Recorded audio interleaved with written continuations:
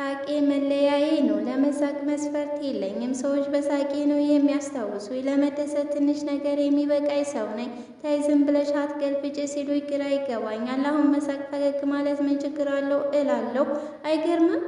አይገርምም ግን እያደግኩ ስመጣ ግን ነገሮች እየተቀያየሩ መጡ። ሰዎች ቁም ነገር አልባና ሁሌም ሕፃን አድርገው ይመለከቱ ጀመር። አንቺ ምን አለብሽ? አንቺ ምን አለብሽ? እንዳንቺ ሲደላው የለም ይሉኛል።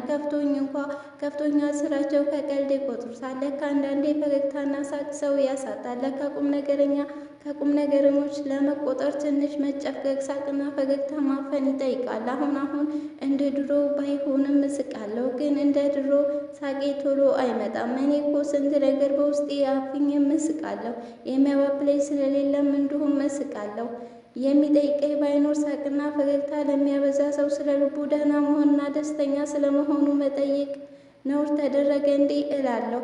ደስተኛ ነው ተብሎ ተፈርዶበት አድማጭ አጥቶ የልቡ ለማውራት ሲሞክር አትቀልድ እየተባለ እንዲሁ እንደሚስቅ ሰው ግን የሚያሳዝን ሰው አለ።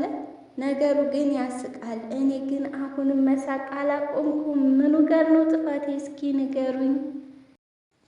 አንዳንድ ጊዜ የሳቀ ሁሉ ደስተኛ ይመስላል።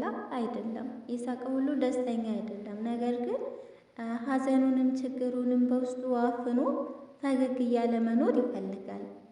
የሚስቀው ደስ ብሎ ሳይሆን ያው ሐዘኑንም ችግሩንም ቢናገር የሚረዳው ስለሌለ ነው። እና አንዳንድ ጊዜ የሚስቁ ሰዎች ችግር የለባቸውም ብለን ማሰብ የለብንም ማለት ነው ውዶችዬ። እና የዛሬው ቪዲዮ ይሄን ይመስላል። ላይክ፣ ሼር፣ ሰብስክራይብ እያደረጋችሁ አበረታቱኝ ማለት ነው።